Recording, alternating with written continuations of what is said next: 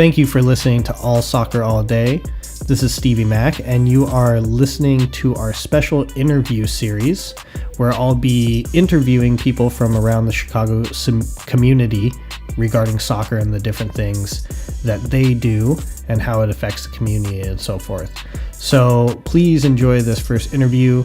We're very excited to share this, and please leave us a 5-star rating if you would. It really helps the show out and everything, okay? So enjoy the listen and don't hate. Okay, so this is Steve Mack. I'm here with my friend Otto Rodriguez. Say what's up. Hey, what's going on? All right, so today this is our first interview that we're doing regarding soccer with All Soccer All Day here. So today, Otto Rodriguez is someone I met here at CFRS, the pickup games here in Chicago, and we kind of got to talking about what he does and why he does this stuff, and we thought it'd be a cool thing to be able to share. So Otto, why don't you just share a little bit about yourself, like where you grew up, that kind of stuff. Mm-hmm. So, Otto Rodriguez, born and raised in Chicago. Soccer has been a part of my life since I could walk. Played it to the club level, all the way up to college, and had some pro stints as well out in Guatemala. So it's been something that's always been part of my life. Cool. So going back to like when you were very young, just starting out, where did you get involved? Like what was the first stuff that you started doing? Well, I first got involved with just a park district. My dad threw me into a park district league, and from there I just kind of got looked at and picked up to an actual club team. What club was that? And that was Hinsdale USA, which is right now disbanded. But it was we had a great youth club team with our guys that I went to high school and middle school with. And we won our state cup at 13 years old. Nice. So we were very competitive, but also it was just something that I got to know a lot of the guys. Right. One cool thing about that was we didn't. Well, I was new to this middle school when I joined this club team, and I didn't know how to make friends. Yeah. So as a lot of 13-year-olds are, right? Yeah, like and awkward. It was very awkward, and I think that the whole soccer aspect gave me that, like that. You guys had a common bond. Right. That I really got connected with them. I was the only Hispanic in our whole school. Oh, really? Okay. So it was in your whole school. In my How whole many school. people were in your school? So in the middle school, it was, I believe, 200. It was a group of it's how do you say, a Dutch Reformed Christian school. Oh, okay. And I got sent there because of I wasn't the most what'd you do, man? No, what'd you do? Kid. Yeah, I messed up a lot. I like to, I wasn't doing that good in school, so my parents said, they had to send me to a private school to shape me up. Well, so. Interestingly enough, I was sent to boarding school when I was 14 down in Texas, man. I grew up in California, and I ended up going to a religious school down in Texas. But anyways, so cool. So you got started relatively young. You get involved in this club when you're about 13 years old. Talk a little bit about development as far as playing goes. Like for you coming up, as far as developing skill, where you like to play on the pitch and stuff like that. How'd that go? Developing skill. I like to play in soccer.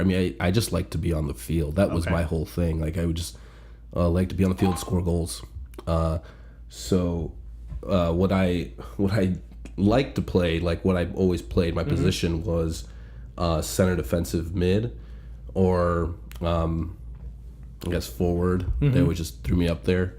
But yeah, I like to possess the ball. I like to challenge people one-on-ones. That was my whole gimmick. I think I just was good at. And you're a lefty, right? Yeah, I'm lefty and I'm righty. I'm both. I do both. Yeah. Right on. Mm-hmm. Very good. Okay, so as far as after that, you're playing 13 years old. How does that club do? Where did it go? What happened? So I think that they just ran out of funds. Okay. They had a lot of. It was a really great club. I don't know. It just no one. They just couldn't pay their. Just couldn't do it. They didn't do it. Yeah, and I think that they just ran out of resources, and they didn't have enough teams to really fund a whole club or organization. So they just decided to stop. Mm-hmm. Which that's going to kind of come around a little bit later, and we'll talk a little bit more about that regarding Street Soccer USA and kind of how that's funded and everything like that, and how it works, right? So, okay, so that club kind of fades out. What's next for you? So what was next was I started up with our coach at the time. He switched. He jumped. I mean, obviously, the club disbanded, so he decided to just keep on coaching us since he knew we were a pretty talented group. Okay, just kind of on your own, just on the side. On the side, yeah. Okay. And so he made a club that consisted of only 2 teams. Us and then a younger generation. Yeah, like a higher level. Coming up level. Yeah, okay. and our name was DuPage Soccer Academy, and literally he just coached us, and then by the time we were 18, it kind of like he just ended it. So he just thought that these next 4 years were going to be special, and they were. I mean, all our teams, all the kids that played in each and every team, we were either we were the top 8 teams in the state, or we went downstate. We were always competitive. That's cool. In high school level, and also club. We played in all these select tournaments. And okay. Did you have to be invited to those, or was it something that you had to buy into, or how did that work? It was all invited. We were. Did your coach kind of like have connections with people? How'd that work? He didn't have connections. I think they just saw who we were. All our guys were just studs. We were all great. Right on. And so they just thought, this is a team to play against. So the team overall was kind of scouted as a good team, yes. And they wanted you into the tournaments. Cool. Mm-hmm. And so you did well in those tournaments. Yes, we did pretty well in those tournaments. We won a couple. Didn't win a state cup. I think we got to the semifinals on one of them. Okay. Well, as far as the state level, all this kind of stuff, you guys are what, 13? Well, I guess you were at this time maybe 14? 14 yes, to 14 to 18, yeah. Right? So how does it work when you have, because you guys were just like a side club, right? You weren't coming from a school. No. Right? Yeah. So what level of competition are these tournaments? How do they categorize those? Well, it's just the top players. Okay. I mean, it's the level of competition is. Well, who runs them is what I mean. Who runs the tournament? So the IYSA, it's Illinois Youth Soccer Association, which runs all these. It goes by them, and then it goes through the Rockford Raptors. I don't know if they're still a club either. It's been so long, but they would be sponsoring a tournament. Okay. A club run tournament where then we would be playing in, and they knew about us. Okay. So that's how it goes. But Gotcha. IYSA is the one who governs every. Okay. And are they a part of the U.S.? Yes, the USYSA. Yes. Right. Yes. Okay. So the IYSA is it's Illinois, strictly Illinois, and then that. But all these are pay to play systems. That's how it is. We had to pay our fees just to play, and a lot of kids who I believe were just as talented, sometimes couldn't get into and involved with us was because of it was just so it was just expensive, and sometimes for me, my father, my mom, I was the most expensive child simply because of that, because I was involved with these big these things that a kid should experience, right? And who wanted to experience, and I had the ability to do that. Yeah, you were fortunate enough to have parents that were willing to help me. Yes, kind of bust their ass to make it happen for you. That's cool. And obviously you had siblings and everything too, right? Yes, yeah. Like you just said. How many siblings do you have? 4. Okay, yeah. So that's Yeah, it's yeah. an expensive household altogether, Yeah, and then yeah. on top of that to help you through that, I'm sure. So give me an idea of, if you remember, kind of cost for what it takes to be able to play for a club like this, So, yeah, even you're- at the high school level. Yeah. So you're saying, let's say we do 2 tournaments, our summers we'd be doing like just tournaments, right? Okay. And those tournaments can cost to $250 each, to $750 to $1,000 each Okay. Per player. per player. And you have to come up with that for yourself. And so what does that go to? That goes to the coaches, to the tournament fees. I mean, games, Probably your gear, right? Yeah. Your kits and everything like that. Yeah. So we had to always get new ones. Travel. Right. Yeah. So like we went to play in the U.S. Schwabens Cup, Okay. and that was a big tournament where we had, I think it was like $1,200 for a week, and great tournament in Minnesota, but. Yeah, it's. But $1,200 for a week for a high school kid to go For a play a high school tournament, it's kid. like, Yeah, it could be a not- little rough on some families for Yes, sure. I get yes. it, especially with 4 kids and all that, right? So after that, so you're fortunate enough to play.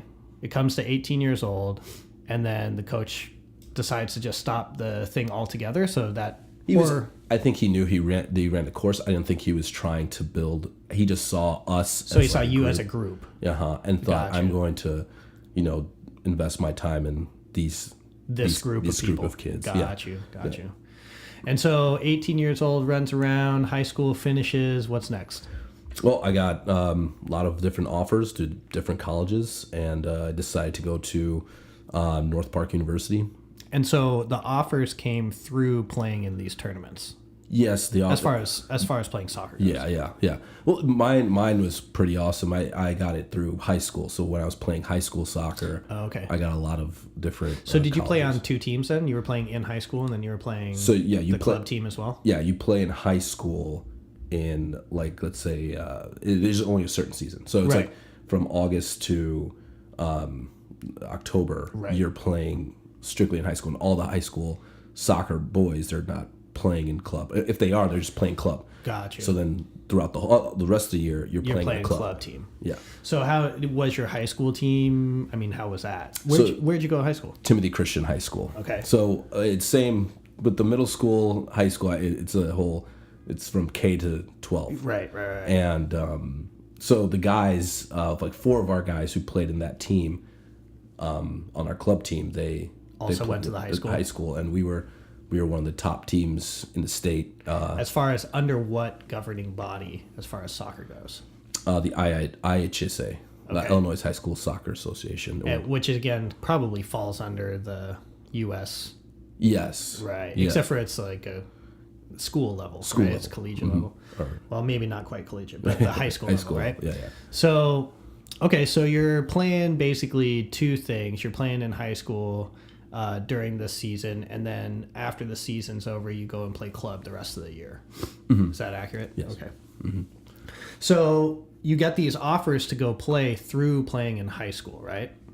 Okay, and so where'd you go? You went to North Park? North Park, yeah. So I've got a couple offers, and I think I was just, when I look back at it, I had an offer at Mobile University, Mobile, Alabama. It was a NAIA school, and then I had St. Louis University try to pick me up too. I was scared, to be honest. Like I didn't want to leave because I was scared of, I think, change. Yeah, just being on your own, new place. Yeah, I mean, totally different state, nobody, all that stuff. Yeah. So I just decided, well, I'm going to just stay home. Yeah. North Park's in Chicago. Right. I felt a little bit more comfortable that way. Right, family around and everything. The school I played in college was an NAIA school. Oh, okay. And it was good. I mean, it was good competition, I mean, I never played in any of the NCAA kind of stuff, those levels, which I know we're going to talk about in a little while with Street Soccer USA too, but that's good. That's cool. So you end up playing here in North Park, and how does that go? Like, how long did you play? We all 4 years. Okay. It was a great experience. The guys, we won a couple of conference championships. the farthest we've got in the NCAA Division III tournament was the second round. Okay. Yeah, but In state or national? national. Oh, that's awesome though. I mean, still, that's huge. Yeah. You know, like even getting to that tournament in general Is a very is big a big competition. deal. So right? yeah, like to explain that in further detail. Yeah. There's the top 25 teams in the nation, right? And Okay. if you are part of that, you're kind of bidded in. Okay. The only other way to get into the national tournament is to win your conference championship tournament, which is usually like the top 4 teams of your conference play in that. So we had about, I think, Which is of course regional, I would assume. so it'd be in your So our conference was Wheaton College, Carthage, these big teams, Elmhurst. Okay. They're pretty strong teams. It was always a great rivalries, great fun, and I think actually this last tournament, it was yesterday where North Park actually lost to Carthage, which is still really upsetting to me. But, Yeah, you still follow North Park pretty closely, right? Yes. Do you still go to the games all the time? Yes. How many games are in the season for? This season, I think we usually go to like 15 games a season. It's the one. It's good. It's a good and bad thing. I think that collegiate soccer should be more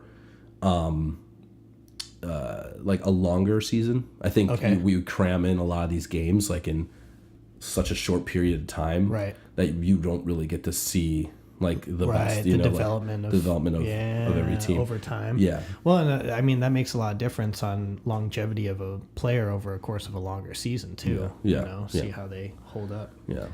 Cool. All right. So that happens there. You play for 4 years. You're still playing like center defensive mid. Is that? Yes. Center defensive mid. So they kind of threw me around. They put me out.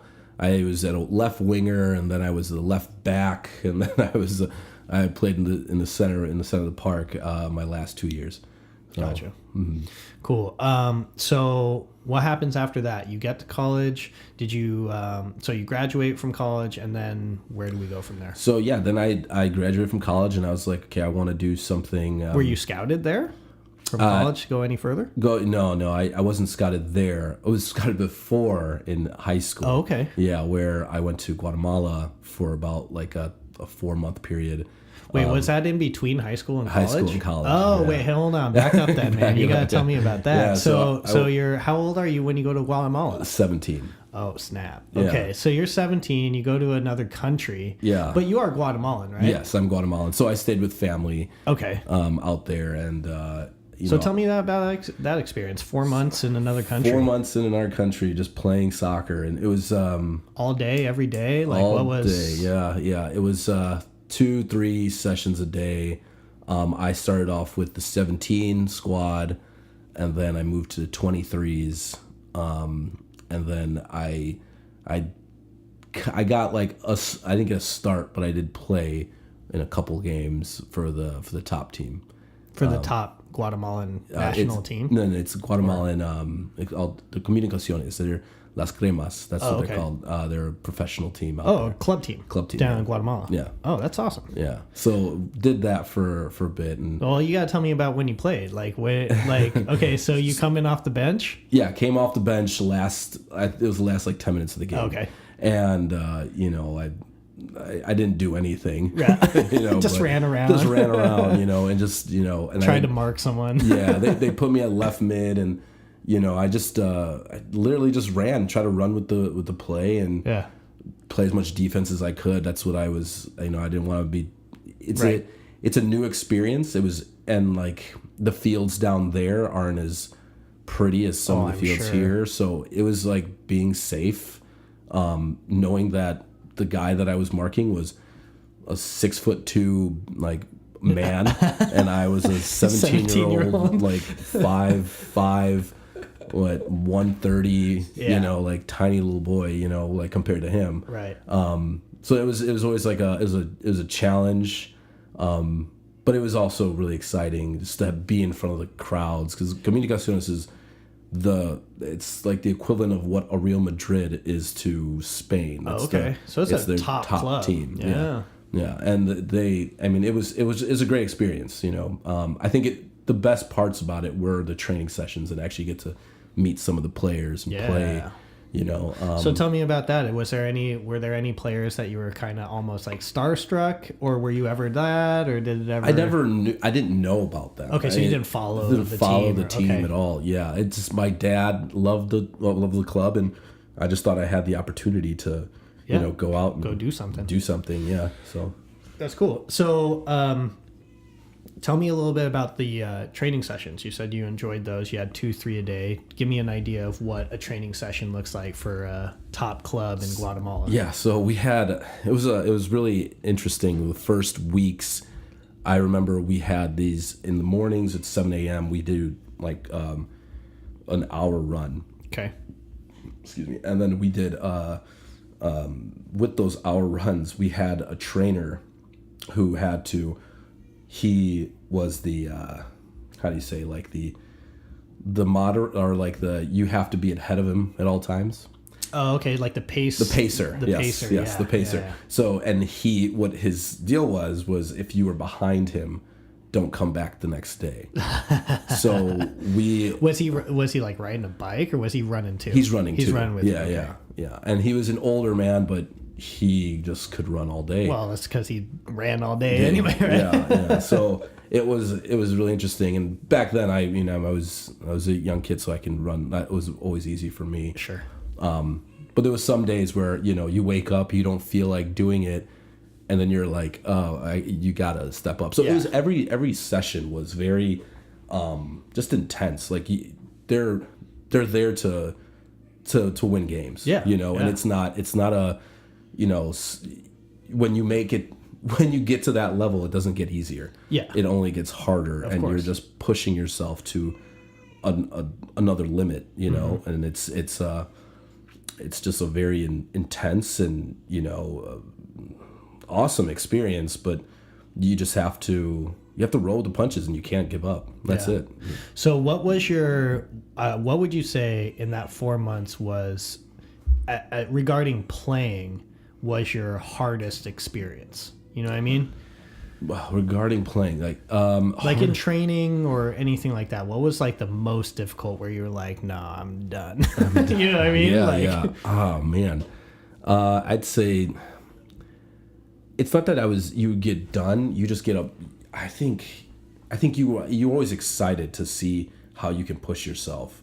I don't think the physical parts is what makes you like give up. It's the mental game. I mean, like, I think what really pulled me back was I missed my family. I didn't want to be, you know, 17. Yeah. And I didn't know, you know, I knew the language and everything, but it is a third world country. Yeah, totally. So it's just a different kind of experience. Yeah. You know, so outhouses and stuff, I would assume. Yeah. Oh yeah. There's you know, the poverty level in Guatemala is substantial. It's big, and it's very, it's sad, you know, because my parents both came from that kind of that poverty, and they made it. Yeah. You know, but like to keep on seeing it, where kids, you know, you go to, let's say if you want to climb one of the volcanoes, do you have kids who walk over to you with sticks and try to sell them to you? Yeah, to help you walk up the you know, and it's for like 5 quetzales, which is not even $1. Yeah, I was gonna say it's probably like pennies, right? Damn, that's rough. Yeah. So, I mean, in a lot of ways, though, I'm sure that was a pretty cool like experience for you, seeing your heritage, you know, where you came from, as far as like really living there for a little while and experiencing that. That's pretty cool. See some identity of yourself in that. So, so cool. You stay there 4 months. You decide to come back to Chicago. And that's when you end up going to college. That's where you start North Park. Yeah. Okay. So North Park ends after those 4 years. What happens after that? So after that, I got a job interning at a investment banking firm, and were you still playing? Yeah, here and there. You know, like the rec level. I was playing with this one team called in the Metro League International, which is a bunch of guys who just graduated college and very competitive. Right. You know, all the teams in the league were highly competitive teams. You know, so we were all strong, fast. You know, it felt like a little bit slower than college, but it was still the quality was still there. You know, so that's where I ended up playing, and then after that, I just wanted to I didn't want to give back per se, but I wanted to see where else my soccer could take me. I knew that I wasn't going to play soccer for the rest of my life, right? But I knew that I was going to, I wanted to do something with it. So then I found this organization called Street Soccer. Yeah, so let's get into that a little bit. Street Soccer USA. You find this organization. It seems like it's something that really helps people out and everything like that. So tell us a little about Street Soccer USA, like where it started, what it is, and how you're involved with it now. So Street Soccer USA is a nonprofit organization that uses sport for social change with homeless and at-risk youth. We use the platform of soccer to build a community for a lot of these homeless kids and at-risk kids, so they can have kind of like a sanctuary to just come to. Which is super awesome. But tell me, I want to know a little bit more as far as when you say homeless, when you say at risk, give me a little bit more detail on that, because I really want people to understand like who you're helping, you know what I mean? So when people think homeless, they usually think of the habitual homeless man who's standing on the corner. We do work with those individuals, but we do not play soccer with them. The whole point of that, we tried to find them, you know, they need a little bit more help other than just, you know, playing a game. Of course. So the lot of times, those people, we try to find them housing first. We try to give them the basic necessities, and then pass through that.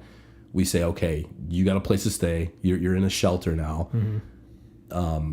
Now we have to talk about your health, you know, your mental health or whatever it is, and what's behind who you are. Yeah. So then we can get you out of that. And a lot of times, a lot of these people who are, you know, on the streets, it's just it'd be just bad luck that they're there, or it could be product of the environment for sure. Yeah, or just drug-related issues. Totally. And that's what we try to get everyone out of through this whole program. Through playing soccer, which is awesome. So now let's talk about really quick, like the age groups that you're working with.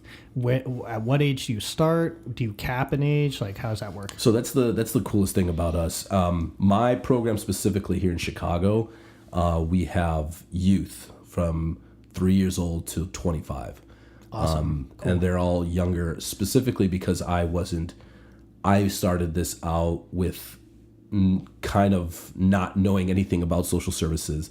I did it because I played soccer. Yeah. And I just thought, this is great. I'd like to be involved. And I thought that I couldn't help a habitual homeless man or woman, a person who's 35 years old when I was 21, 22 years old. Unless you had something to offer, a venue to go through, something. Yeah. So, and I didn't, you know, then that's how I started it over here. So I thought, you know, I know the youth. I knew I was young, and maybe I can influence them a lot better. You know? That's awesome. But as far as age ranges go, I mean, my program is based off of there because I truly believe I can help those individuals more. But every program is unique to its own. New York, for instance, they have a program where they have grown men who are over, you know, they like 35, 36-year-old men. But that's their kind of uniqueness in their own, you know, that they can work with them. And in Sacramento, it's a bunch of women and men who are in drug addiction, and so it's people that you won't really think would be into this program. And I think that we try to change that narrative, you know, of like what you think a homeless man is, because there's people out there that look not the way you think a homeless person is. Right. And it's life-changing, really, you know, and when you get to notice it and see, you know, that this can happen to anyone. Yeah, totally. So obviously you're mentioning Sacramento, you're mentioning New York, so this is clearly like a nationwide thing. Is this international? I actually don't know. Yes. So this is an international. It's an international thing as well. So what we do, we have 16 different cities here in the states that are involved. And through that, we do year-round programs where like in Chicago, I work with about 130 kids from 6 different shelters and 2 different schools.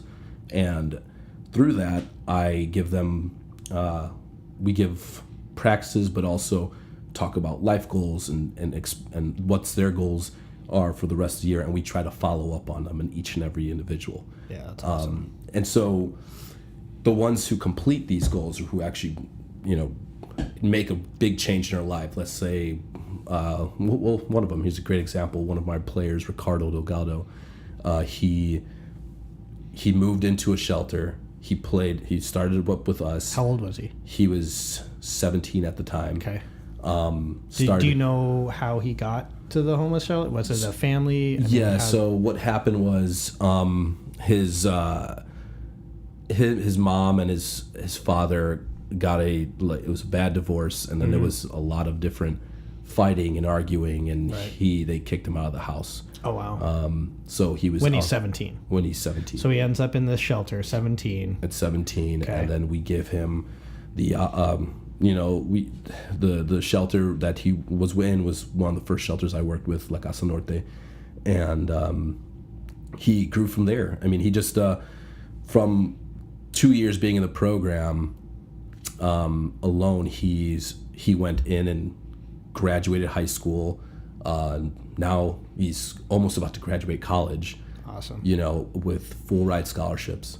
And full ride, how? Academically. That's awesome. So, and that's what we try to focus on. And a lot of the things, the kids that are in our programs, we're not looking for the best soccer players. Yeah. We don't, we're not a recruiting tool for the U.S. national team. Right. We're here to just change lives. And that's the whole basis of what we do, And a lot of our kids, sometimes they never played soccer in their life. And that's the whole cool part about it, is that we're just, teaching them little dribbling skill, and we try to convert that into like a life skill, Right. So it's a very interesting kind of curriculum and play on everything. That's good. I think using athletics in that way is something that people don't realize when they start playing a sport or doing something. I teach martial arts, and it's a lot the same, like through learning technique in the martial arts, you apply that, you learn the concepts of that and try to apply it to your life, and that's what's supposed to make you better. And it sounds like it's the same way that you're using soccer, right? Oh yeah. So tell me about the different levels of play that you have at Street Soccer USA. I mean, I guess we can start here in Chicago, but then I'd like to hear about all the way up to the international. So here, let's dive back into that. We have 3 different levels. We have an after-school program, then we have a community club program and an adult program here in Chicago. The basis of those is our after-school is usually with our schools, where it's the study groups. We try to focus on the education piece, and then we play the kids who are achieving those goals and also getting their grades in. They get to play in. That's good. In so it's teams. like earning to be able to play. Yes. Although it's not pay for play, right? It is a not play for play awesome. system. Yeah, and that's the whole thing is we don't want it's not that we want we want money, obviously, and we do get paid, but it's all about giving those opportunities and really trying to just take out that whole pay for play system, because it's a failing group right now. I mean, they're not. I mean, obviously the U.S. men's national team didn't make it out there, and we have so many pay-for-play systems where kids are paying up to $10,000, thousands of dollars, a year, just to play, and it's like, is this really the way we should be going with this? So that is one of them. Another part of it. Hold on 1 second. Okay. So going back to the schools. So how do you get involved with the schools? So we get involved through we're called vendors, and then we just kind of sign contracts and say okay, well we're gonna be a the nonprofit that comes in every day or twice a week, just to to lay the foundation and get these kids to do something different. So is it something that's like offered at the school and people can like choose to be a part of it if they want? Okay, yes. cool. And so we choose the schools that are that we know that like the what's called their financial system is not as well, right? Okay. So and also we look at the demographics, seeing that like, okay, well, let's say whatever school is they're not underperforming, but they're also they don't have like 90% of them have, like one of the schools I work with, 90% of them have like a free lunch, you know, for each kid. So we try to find those schools that we know that we can impact these kids, you know, and be a part of their lives and actually do something, right? Instead of choosing like any kind of school, right? So we try to look for the single family homes, below poverty line kids that go into these kind of public schools that don't really have any kind of resource. Gotcha. Okay, so I guess going back to that, so you work with the schools, you offer that program for the kids that are in these schools. And again, is that elementary or is that only high school? Like Both. Okay, so you start in the elementary level. And you said all the way down to 3 years old, is that what you said? So, yes, so I have I have shelters that we work with that are family shelters, and some of the kids you're kind of pulling from a couple different places is what you're doing. So you're pulling from these shelters, and would you say you get more people from the shelters or from the schools? from the schools. From the schools. Yeah. Because I truly, the kids, it's right in their face then, right. you know, and they get to say, okay, I get to play soccer and have fun. Right. So I think that's like the whole big pool. So do you run a practice at the schools, like after school? Okay. Cool. So continue. I mean, next levels. Okay. So that's one of them. Then there's the community club, which a lot of our after school kids who are a little bit more talented in the game, they participate in that, and they join an actual league. Okay. And they play. So the leagues are the leagues run by Street Soccer USA? Are they? Where do those leagues come from? Nationally, yes. Here in Chicago, we join a league. We just join whatever leagues we can find that we can participate with the kids. And does Street Soccer USA funds that for the kids? Yes, we fund that for the kids. Yeah. So, and how do you fund that? Like, is it donations that you receive? Yes. So we receive donations. We are currently looking for board members. You know, we have here in Chicago, we have a board. We have a junior board too for people who maybe want to be involved and want to say like they want to run a fundraiser. Right. Here's the opportunity. You can be a part of this, movement. Gotcha. And grow our program. Yeah. Cool. Okay. So you have the community club level, which is basically, it sounds like kind of like the top level players from the high school and shelter system, right? And so they move into the community level. They're playing with the clubs there. You join a league. How are your teams doing here in Chicago? They're doing all right. Our guys are going to start their new indoor season right now. Our high school age boys. Our adult men have won. I think they're right now 3-3. Then our high school girls too are, I think, like 4-2. Okay. So how many actual teams do you run out here in Chicago? Five different teams. So you run 5 teams. And what are those, like, what do those consist of? So you said obviously high school, I guess that's under 18, or is that 18? Yes. Okay. Yeah, under 18, yes. 18 to 14 to 18, right? 14 to 18. Okay. So you have that group, which is, do you have a men's or like a boys and girls team on each of those, or how does that work? No, so the girls teams are just girls. The younger kids, I've not dived into them as much. But yes, we have 2 different girls teams, 2 different boys teams. And what ages are those? 14 to 18. 14 to 18. So you have 2 on each. Yeah. Is it like senior club, junior club kind of thing? Sort of like that. Yeah. Where the teams are just a little bit more, whoever's more competitive, right? Whoever's not. And then we have the adult program, which is all men. Okay. 18 and up. 18 and up. And what's the oldest guy you got playing right now? He's 25 years old. Okay. So you're looking between 18, 25. So obviously that goes up to the next level. What's the next level after the community? So after that, let's to rewind that. So all the kids that are participating in my program the ones I choose 8 guys and 8 girls. Okay. To go with me to our national tournament where we bring all our street soccer teams together and participate in the tournament. At whatever level. And at whatever level, yeah. So these kids that I usually choose are the kids who have achieved their goals. I don't really focus on their skill level. Yeah, exactly. I focus more on what they've done throughout the whole year and how committed they are. You know, to achieving life goals is what to you're saying. achieving life goals. Yes. So we bring those 8 guys and 8 girls, and they go participate in this national tournament. This last national tournament, our girls won the national tournament, which was pretty exciting, and our boys got about 8th place. But it was such an enriching experience for them because a lot of them come from different backgrounds. I have a group of guys who are refugees, you know, and guys who are seeking asylum, and they were mixed up with one of my community club kids who's a Mexican kid from the south side of Chicago, you know, and then I got another guy who's this one white guy who's been homeless, you know, for 4 years. Wow. But he's got a job. He's looking for apartments. And he's done that over the course of the, while training with you, while playing with you.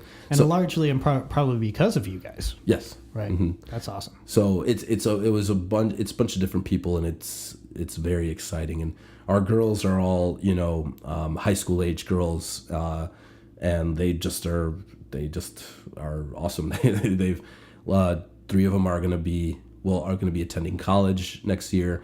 2 of them we've gotten them scholarships with different kind of programs, and a lot of them are, you know, they're looking to go to North Park where I went. Yeah, that's awesome. They want to achieve that kind of success, and they liked it too. And we have obviously I have a very close relationship with a lot of people from North Park, and they just they see how the passion I have for schooling and everything, so they just want to continue that. That's cool, man. You're badass, dude. Seriously, Thank you. Doing all this stuff to help people like that is it's commendable. So, okay, so you get up to the top levels. You're going to, the national level now. Is that so you're talking about like the 18 to 25, or is it 19 to 25? It would be, so this could be from 15 up. So all these kids, we bring these 8 kids, and every team brings 8 or 16 individuals, you know, to participate. And then we build like another nomination where we say we have this thing called the Homeless World Cup, and it's a tournament that brings in about 75 different countries each year. Oh wow! And it's the same type of programs that we're doing, like here in the U.S. From around the world, but from around the world now. That's awesome. It's Time Magazine named it one of the most cultured experiences. It's got to be, man. That's amazing. Yeah. So you're picking 8. I'm picking 8 from Chicago. Right, and you focus on how they do with their life goals, and you play against, and there's 75 teams from around the world that do the same idea. Yes. So then we bring the Chicago team together, right?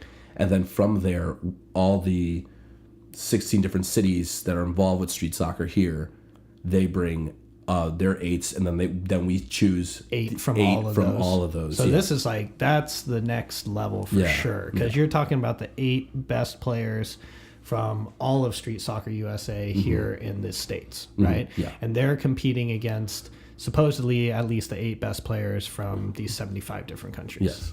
Yeah. So how long is that tournament? How does that break down? Like, what's the format of that? So the tournament is a week and a half long. It's actually next week. Okay. When's it start? It starts exactly? The 13th. Okay, the 13th of November. Okay. And it is just a very exciting, awesome experience. We're going to be in Mexico City. Sweet. The kids get to, it's all travel for free and everything like that. And we're bringing kids from Charlotte, from New York, San Francisco, all over, Do you get a chance? So are you coaching these guys, or who coaches this? Yeah, so I'm this year I'm the head coach of the men's team. So do you ever get a chance to get these guys together before and do some training? Yeah, so we do have a couple training sessions, and we try to leave a little bit earlier so they can get to know each other, because it's a very it's kind of stressful. I mean, a lot of the different programs they don't have big as countries. It's like, let's say like a Czech Republic isn't going, it doesn't have like a program like ours that has like you know cities all over right, the all nation. over the nation. Right. Yeah. So we try to make it as much as we can to have all these kids connect and to have this like time together. So we bring 8 guys, 8 girls, and how's the format of the tournament itself breakdown? You know what I'm talking about? so like how like group stages and stuff like exactly. that. Yeah. So what happens is we get paired. We do a grouping like the World Cup, right? And they just pair us off wherever with the world champion being in the first seed. Who's the world champion right now? I believe Mexico won it this time. Yeah, they always have a really good program, soccer based program. Right. So we break it down through like a group stages thing, and then with all 75 teams. Yeah, and then we switch it. Then we switch it off. So I think it's like 7 or 8 teams a group because the games aren't as long or where are the halves? Like how long? It's 14-minute games. Oh, like total. Okay, so you're like do you just play all the way through then? 14 minutes. Boom. 14 minutes. Boom. And do you play every team in the group, or do you? So you play every team in the group, and then the winners of the top 2 or 3 teams they move on to a harder group, a bigger group, and then altogether. the bottom like 3 they get into like a lower base group, so then everyone can continue playing. Right, so it's a bunch of like different kind of, so everyone can have fun, and obviously the whole point of the tournament is not well, it is to win, obviously, but and to compete, but also this is the celebration, right? This is your year that you did all this stuff and you get a free everything. Yeah, it's so cool. And just have a good time. I mean, and it's really cool to look back and think about the fact that these again are kids and adults that are homeless, at risk. These are people that there's no possible way they would do anything like that without Street Soccer USA, without guys like you that are spending their time and effort into doing something like that. So that's really incredible. Yeah. So tell me a little bit about the history as far as how the United States has done in this international tournament. How have you guys done?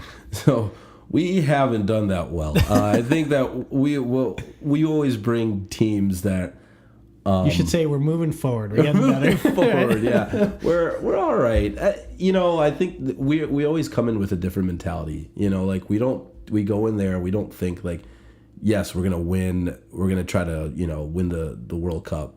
We go in there thinking, all right, like, you guys are now the ambassadors for the next group of people. So you guys are going to be taking control and being coaches for them.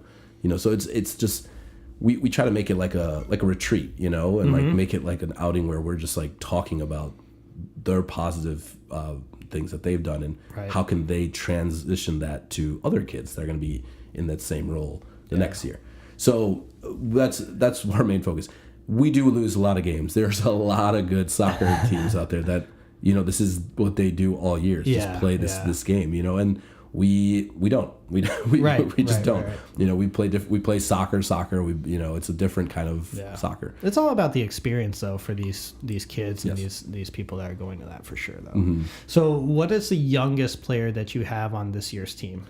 Ooh, I believe 17. I'm not sure. Yeah. And then the oldest 25? No, so the oldest I think is like 40. Oh wow! Okay. Yeah. So it's really it's one of our women who are in it, but it's it's a big mix, man, and that's the beauty of it. The last time I coached, I had a gentleman that was and a lady. I had a woman who was nearing 36 years old, and she was heavy. She just got off of meth.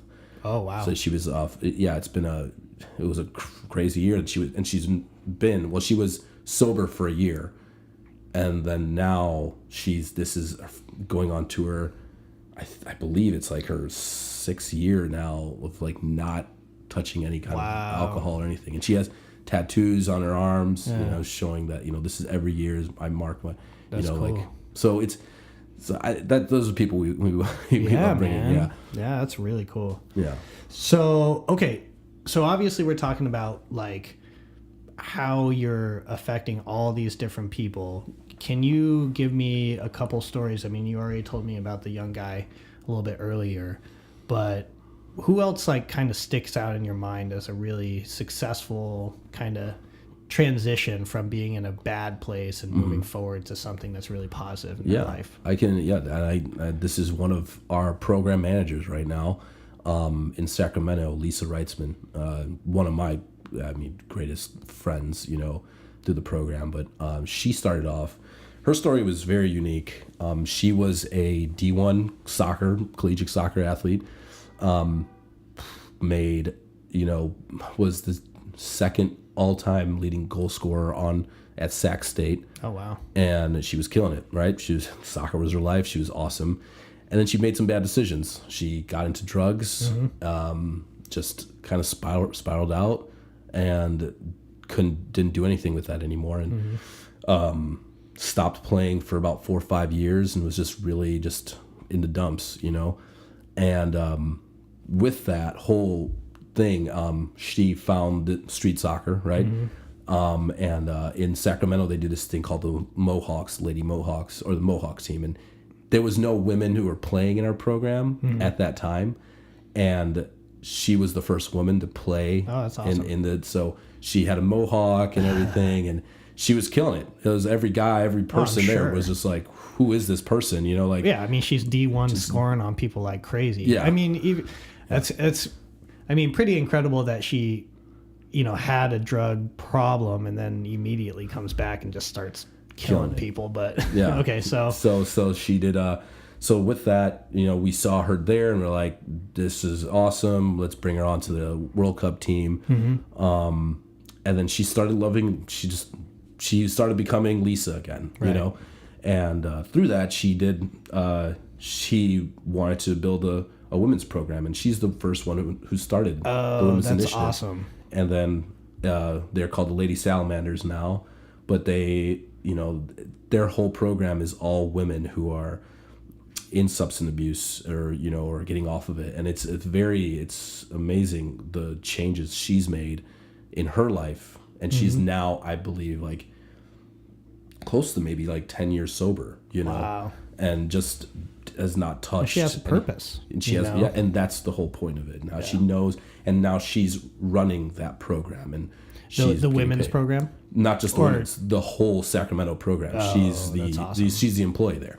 Cool. And she just is just awesome, just an awesome person just to follow. And like what an incredible example for other women that are in bad spots too, whether or not that's young ladies that are kind of just maybe dipping their toe into a bad situation. They get to see someone like Lisa's her name, right? Yeah, Lisa. So see someone like her. I mean, it's always incredible when someone's been through a bad experience and they can actually relate to someone and explain to them how much maybe street soccer has impacted them and get them involved and inspire them to do something like that. And hopefully it like helps them avoid, getting really bad, into drugs or into whatever problem they're having in the first place. But I'm sure it sounds like she's probably helped countless numbers of people. So it's amazing. I mean, over 10 years, right? Did you say? Yeah, about 10 years. Yeah. I mean, that's awesome. Okay. Yeah. So very good. Now, as far as why particularly yourself, I mean, tell me a little bit more about like what was it about you that you were like, okay, this is what I want to do. This is what is it about you that why do you want to help people? You know what I mean? Yeah. I don't know. I think what came down to it was I was being in my household and seeing like poverty in Guatemala or just seeing poverty in general. I always had like a heart for people, like that. And I just thought, what a great way, just because I play soccer. And I think that's what the whole thing it's spun off. It was like, I play the game. There has to be some way to actually get involved with something with this. And I think I just, I don't know if it's a good heart. I just, well, for sure is that, man. I gotta tell you. Obviously, the fact that you're even like doing something like this is pretty awesome. Yeah, so. But it's just amazing that like I think I just like seeing the change in people and that and having the hope that you can be a better person. You can do anything to make your life better. You know, like you can change anything in a dime if you really Right. put the effort into it, and if you really care about yourself. And that's what I'm here for, just to give those people that, like, hey, I'm here for you, pat in the back, you know, and just kind of guiding them to know that there's a better way. There's just a better way. And I think cool. that's my whole purpose. Yeah, that's what it's all about, man. And that, you know, I have to tell you that I'm so happy that you're the first person that we got to talk to about this, because it's really the whole point of All Soccer All Day is also to be able to relate how the sport can help people, right? And you're like the example for that, basically. You know what I mean? So it's so cool being able to put this out there. And so tell us a little bit about how people can get involved if they want to, how they can help you, how they can help Street Soccer USA in general. Yes, absolutely. We need help here. And like every nonprofit will tell you they need help, but we do need help. We plan on growing and expanding here in Chicago.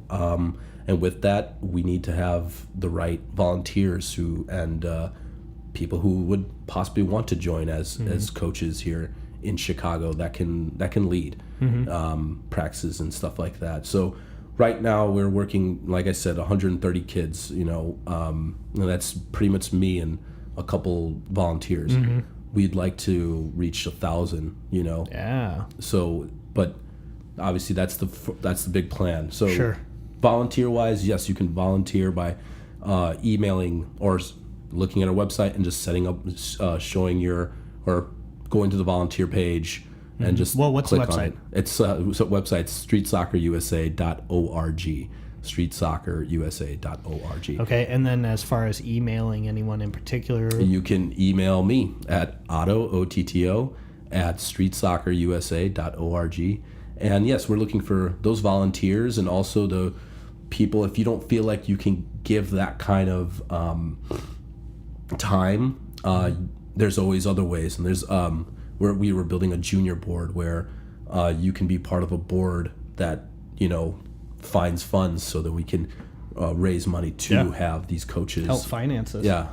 And that's something we've been always looking forward to. But yeah, you can email me, like I said, Otto, OTTO, at streetsoccerusa.org, or obviously you can check us out on our website, streetsoccerusa.org, all spelled out.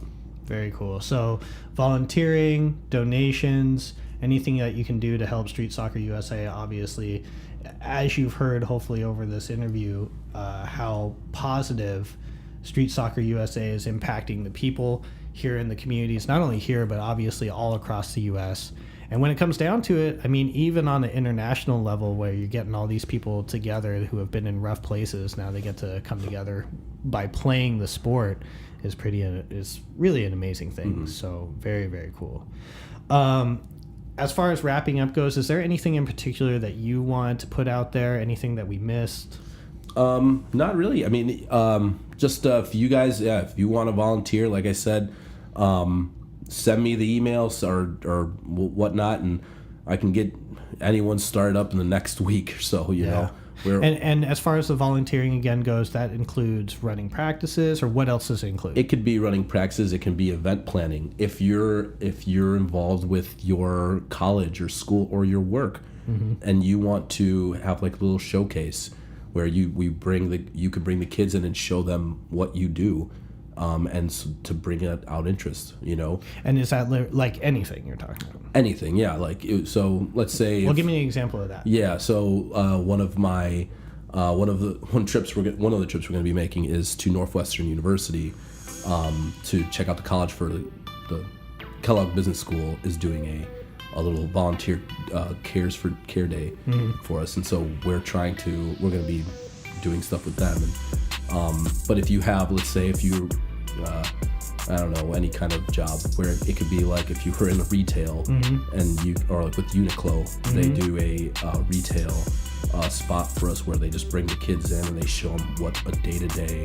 work would be for them, and then if they're old enough they can apply. And these are obviously kids that don't, you know, the kids you're working with might not even have the opportunity to apply for something like that, for a job like that, or you know, a different path for where they want to go, right? Yeah. Is that what you're talking about? So I mean, I guess it sounds like literally anything. You could bring someone in as long as it's something that Street Soccer USA kind of approves and so forth. Right? Yes. Cool. Nothing too weird, but you know, just there's positive things. You know, and obviously if it's anything really, if it's the restaurant industry or anything, you know, it's about learning your skill or your trade, or whatever it is, and seeing how it can maybe possibly affect one of these kids. Yeah, it might inspire one of these kids to follow in someone's footsteps, be able to be positive for themselves, make a different career instead of you know. So that's awesome, man. So I really appreciate this. I'm really looking forward to having you back again in the future, and we can talk about how hopefully Street Soccer USA by that time has grown, developed, any new stuff going on. But so I guess again, if you want to help at all with Street Soccer USA, which I hope you want to, streetsoccerusa.org, and then also you can email Otto at otto@streetsoccerusa.org. And we really appreciate it. And I guess that wraps up today. And hopefully you guys are coming back and listen to our next interview. And a lot of them are going to be about things like this, just local community stuff that the game is helping affect positively out there. So right on, man. I really appreciate you coming out, man. Awesome. Thank you. Cool. All right.